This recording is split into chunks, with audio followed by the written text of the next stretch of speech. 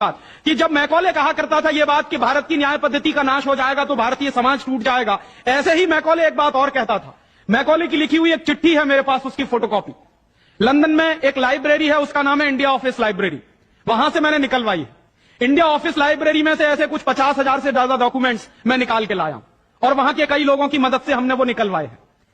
तो उनमें एक चिट्ठी है मैकॉले की, वो उसके अपने पिताजी को उसने लिखी है।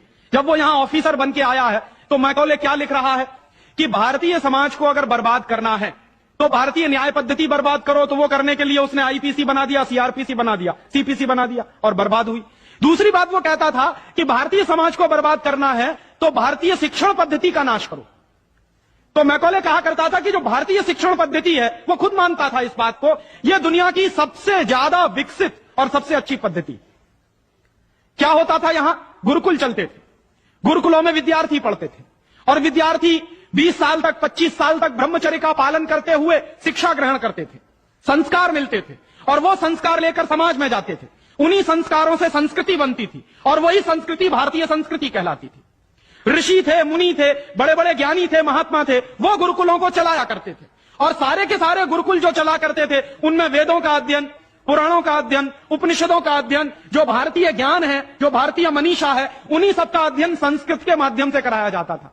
मैकॉले ने क्या किया कि गुरुकुलों का नाश अगर करना है तो उसने एक कानून बनाया। क्या कानून बनाया? संस्कृत में जितने विद्यालय इस देश में चलते थे हिंदुस्तान में अंग्रेजों के जमाने में, उन सबको उसने इल्लीगल घोषित किया, गैर कानूनी। और उसने प्रतिबंध लगा दिया कि संस्कृत भाषा के माध्यम से कोई भी गुरुकुल चलेगा उसको अंग्रेजी सरकार मान्यता नहीं देगी। तो मान्यता किसको देगी? अंग्रेजी के माध्यम से जो कॉन्वेंट स्कूल चलेंगे उनको अंग्रेजी सरकार मान्यता देगी। और उसके लिए बाकायदा उसने कानून बनाया। उस कानून का नाम है इंडियन एजुकेशन एक्ट। और यह इंडियन एजुकेशन एक्ट लागू हुआ 1858 में, आज से लगभग 140 साल पहले। तो 140 साल पहले जो कानून लागू हुआ था अंग्रेजों के जमाने में, वही कानून आज भी चल रहा है। उस कानून के आधार पर मैकॉले ने क्या किया? संस्कृत के माध्यम से चलने वाले गुरुकुलों को बर्बाद कर दिया, कानून बना के उनको बंद करा दिया। जो उनमें अध्यापक होते थे, गुरु होते थे, उनको मार पीट कर अंग्रेजी सरकार जेल में बंद करती थी। जो विद्यार्थी अध्ययन के लिए जाते थे उनको रोक दिया जाता था, उनका अध्ययन ना होने पाए उसके लिए समस्याएं खड़ी की जाती थी। और दूसरी तरफ कॉन्वेंट स्कूल चालू कर दिए और उसमें अंग्रेजी के माध्यम से शिक्षण देना शुरू किया। एक दिन उसने अपने बाप को चिट्ठी लिखी और इस चिट्ठी में उसने ये लिखा कि मैंने हिंदुस्तान में एक ऐसी शिक्षण पद्धति पैदा कर दी है जिसमें अगर हिंदुस्तानी विद्यार्थी पढ़ेंगे तो पढ़कर निकलने के बाद वो शरीर से हिंदुस्तानी होंगे, दिमाग से सब अंग्रेज हो जाएंगे। वो देख रहे हैं, अभी देख रहे हैं। तो शरीर से हिंदुस्तानी और दिमाग से अंग्रेज।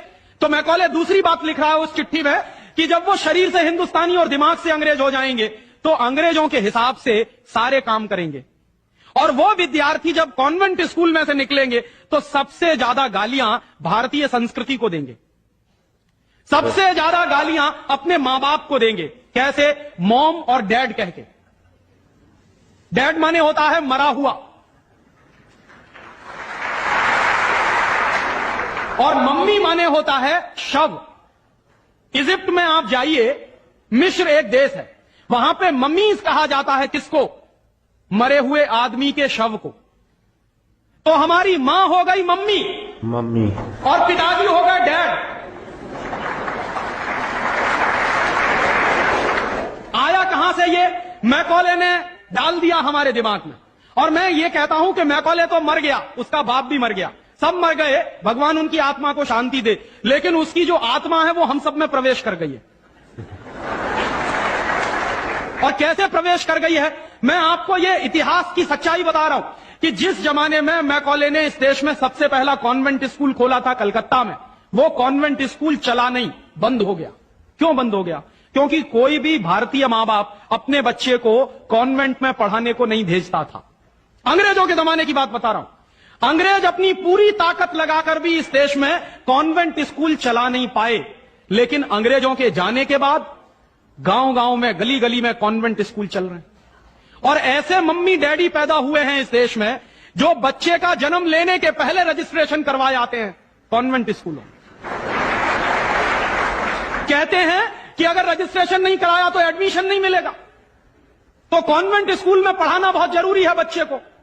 और मैं अक्सर पूछता हूं कि काहे को पढ़ाते हैं कॉन्वेंट स्कूल में, तो कहते हैं राजीव भाई जब हमारा बच्चा कॉन्वेंट में पढ़ेगा तो बहुत स्मार्ट बन जाएगा। तो मैं पलट के पूछता हूं कि जरा बताइए स्मार्टनेस क्या होती है। तो अक्सर मां बाप मुझे जवाब देते हैं जो दिल्ली बंबई में रहते हैं कि हम बच्चे को कॉन्वेंट में इसलिए पढ़ने को भेजते हैं कि जब वो कॉन्वेंट में पढ़ेगा तो टाई लगाएगा, मोजे जूते पहनेगा, बढ़िया सूट है। तो अंग्रेजों के देश में टाई इसलिए लगाई जाती है कि वहां ठंडी बहुत पड़ती है, सर्दी बहुत पड़ती है, और एक साल में 6 महीने भयंकर बर्फ पड़ती है। कभी कभी तो यह हालत होती है कि 6-7 महीने सूर्य भगवान के दर्शन नहीं होते। और वहां की जलवायु ऐसी है कि आज अगर सूर्य निकला तो जरूरी नहीं है कि कल भी निकलेगा, परसों भी निकलेगा, नरसों भी निकलेगा। भारत में ऐसा नहीं है, आज अगर निकला है तो कल भी निकलेगा, परसों भी निकलेगा, 3 महीने बाद भी निकलेगा, 1 साल बाद भी निकलेगा, ऐसे ही निकलेगा। इंग्लैंड के लोग ये गारंटी से नहीं कह सकते। तो वहां ठंडी बहुत पड़ती है, सर्दी बहुत पड़ती है, और जिन देशों में सर्दी बहुत पड़ती है, ठंडी बहुत पड़ती है, वहां के लोगों को अक्सर जुकाम बहुत होता है, नाक चलती है। तो जब नाक चलती है तो उस नाक को पोंछने के लिए बार बार जेब से रूमाल निकालना पड़ता। तो उन्होंने क्या किया कि एक रूमाल गले में लटका लो जो नाक पोंछने के काम आएगा। और टाई का माने क्या होता है, अंग्रेजी का शब्द है TIE। टाई का माने होता है गले के चारों तरफ लटकाया गया कोई कपड़ा। किस काम आता है वहां पर, नाक पोंछने के। क्यों करते हैं, क्योंकि ठंडी बहुत पड़ती है, सर्दी बहुत पड़ती है।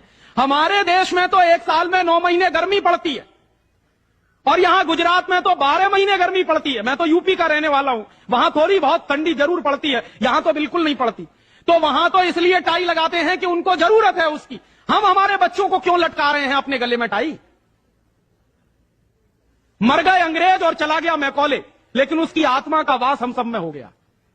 जिसको देखो वो कॉन्वेंट स्कूल में घुसा रहा है अपने बच्चों को, जिसको देखो वो अंग्रेजियत की तरफ ले जा रहा है। शर्म की बात है, शर्म की बात है, सावधान होना चाहिए। एक बार बंबई में मैंने एक जगह व्याख्यान में पूछा, पढ़े लिखे कुछ लोग बैठे थे, कि आप अपने बच्चों को कॉन्वेंट में क्यों भेजते हैं।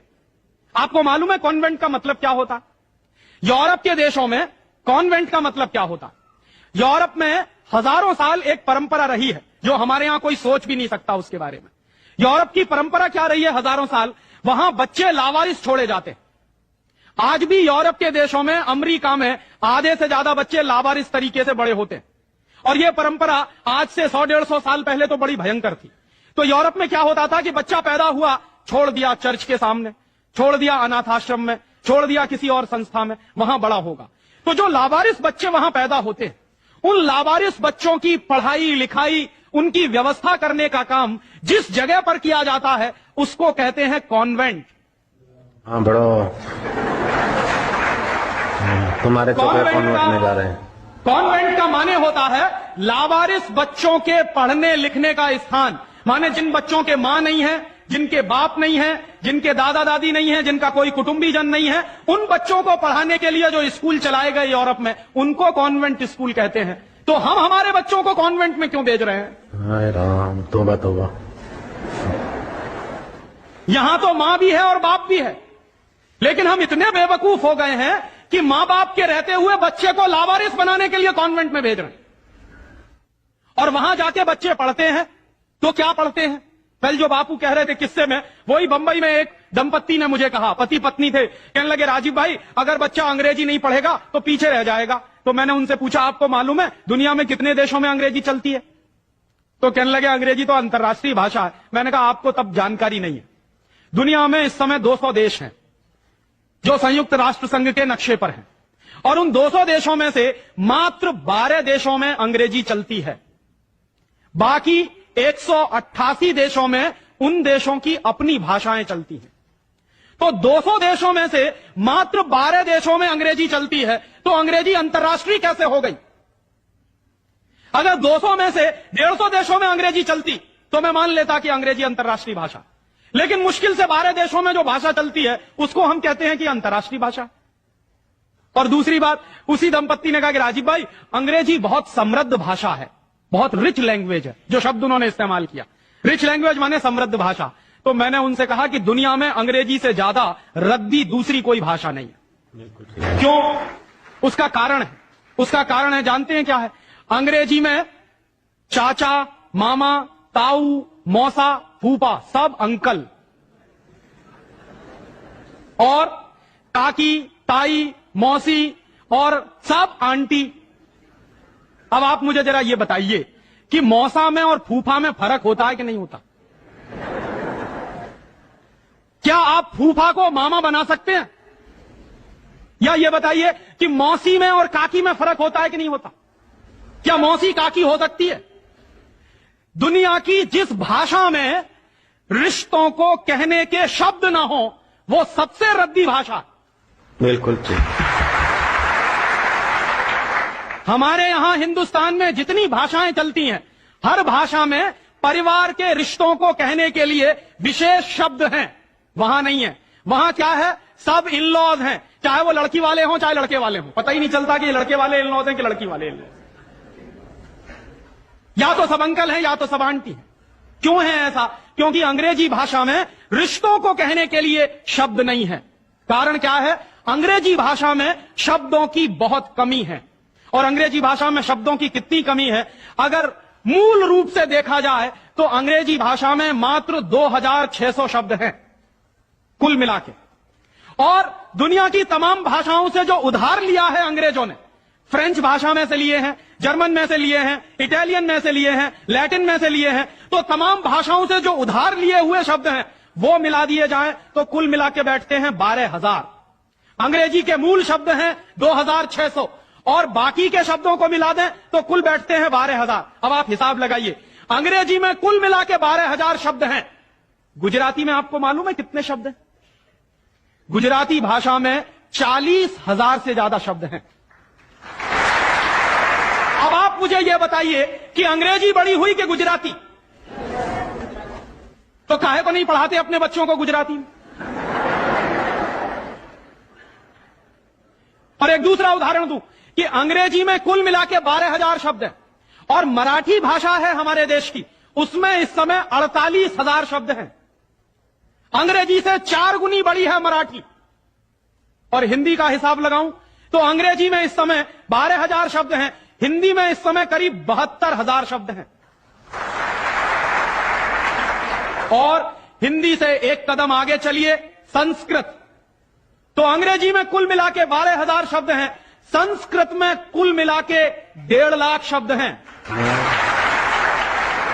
और संस्कृत से एक सीढ़ी और ऊपर चढ़िए, प्राकृत, जिसको हम सब भूल गए। प्राकृत को अगर ध्यान में रखें तो प्राकृत में 2.5 से 3 लाख शब्द हैं। दुनिया की सबसे बड़ी भाषा हमारे पास है, लेकिन हम बेवकूफों को मालूम नहीं है कि हमारे पास क्या है। हम पढ़े लिखे इडियट हैं, अंग्रेजी में कहें तो भाग रहे हैं एक ऐसी भाषा के पीछे जिसमें मात्र 12,000 शब्द हैं और अपनी भाषाएं छोड़ते चले जा रहे हैं। और ये जो भाषा की गुलामी होती है ये बहुत खतरनाक होती है। जो आदमी अपनी भाषा बदल सकता है वो किसी दिन अपनी मां भी बदल सकता। और ये मैं बहुत गंभीर बात कह रहा हूं। आपको कुछ दिन के बाद इस देश में कॉन्वेंट्स में से पढ़कर निकले हुए बच्चे ये कहते मिलेंगे कि वो कहते हैं ना, कॉन्वेंट के बच्चे, उनको तो हर चीज इंपोर्टेड चाहिए। Imported car, imported pen, imported pencil, imported television, imported refrigerator. अभी कुछ दिन के बाद कहेंगे कि अब हमको इंपोर्टेड मम्मी पापा भी चाहिए, क्योंकि आपकी शक्ल उनको अच्छी नहीं लगने वाली। वो तो जो भाषा पढ़ रहे हैं उसके संस्कार ले रहे हैं। तो अंग्रेजी पढ़ रहे हैं तो अंग्रेजी के संस्कार ले रहे हैं, और अंग्रेजी के संस्कार तो अंग्रेजियत के संस्कार हैं। और अंग्रेजियत के संस्कार में तो मां और बाप की इज्जत करने की बात उनको कभी सिखाई नहीं गई है। वो तो आपको अभी 2 कौड़ी का मान के फेंक देने वाले। और दुर्भाग्य से यही होता है।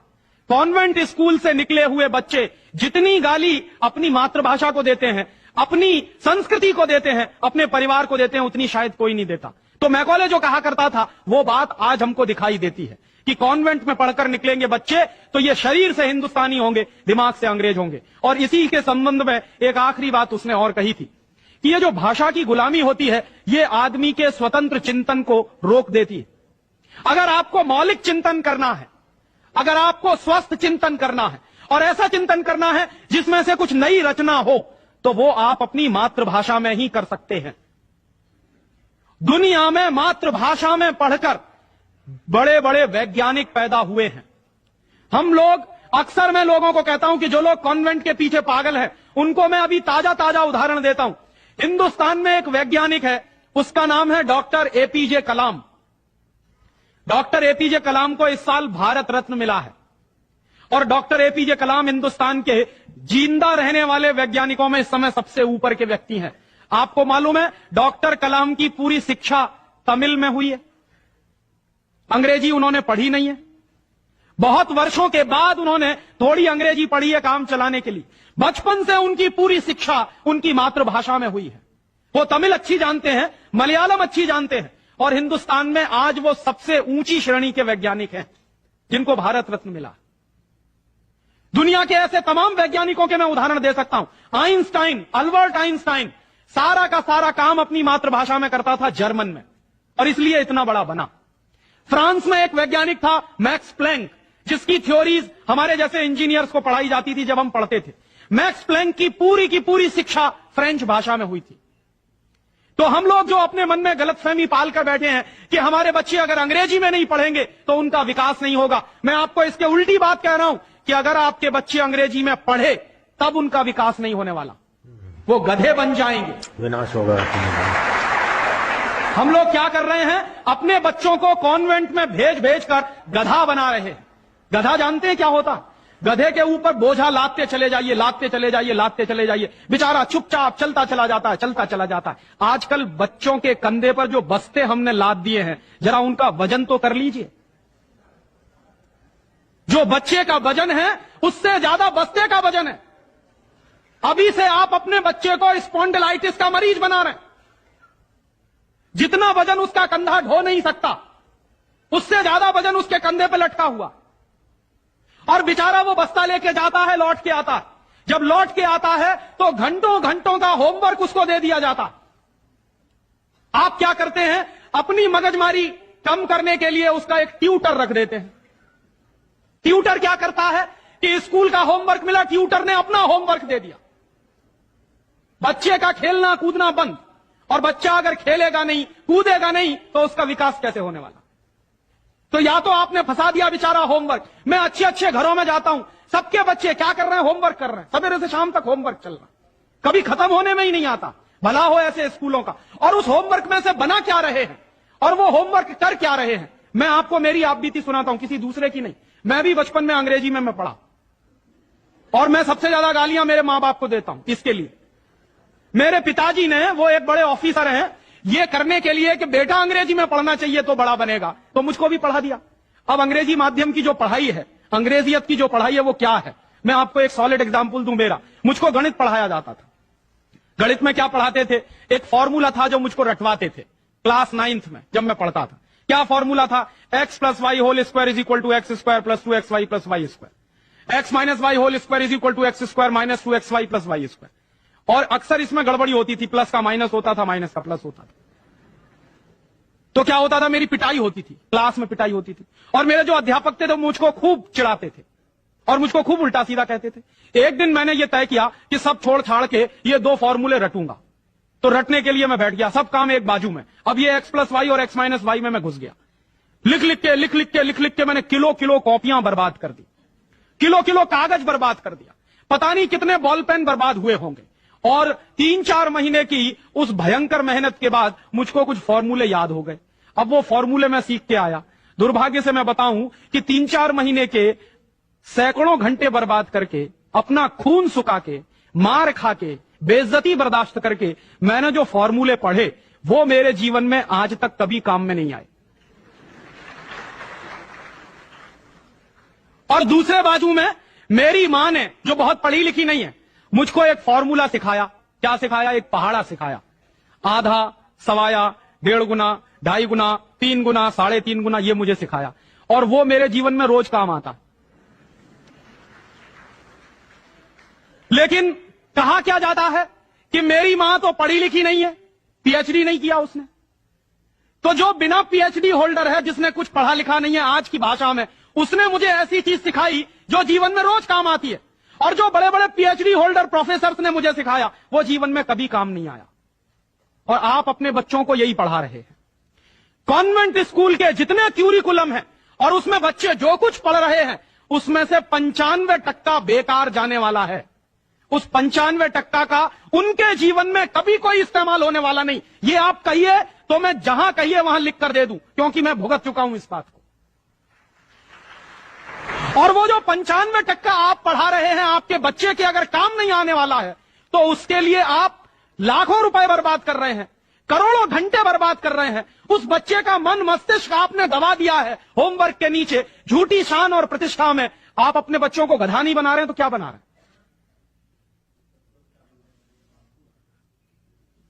तो आप पूछेंगे क्या करें, तो मैं आपसे एक बुद्धिमानी की बात निवेदन करना चाहता हूं। वो निवेदन ये करना चाहता हूं कि जितनी जल्दी हो अपने बच्चों को इन कॉन्वेंट स्कूलों में से बाहर निकाल लीजिए। और बढ़िया बात है। ये कॉन्वेंट स्कूल में इसलिए भी भेजना बंद करिए कि भारतीय संस्कृति में पिता सिर्फ एक होता है, लेकिन कॉन्वेंट स्कूल में एक फादर भी होता है। इस बात की गंभीरता को समझिए कि भारतीय संस्कृति में पिता एक ही होता है, लेकिन कॉन्वेंट स्कूल में जब बच्चे जाते हैं तो एक दूसरा फादर भी होता है। तो पिता के साथ ये फादर कहां से आ गया? और अगर पिता के साथ फादर आ गया तो पता नहीं क्या क्या आ जाएगा आपके घर में।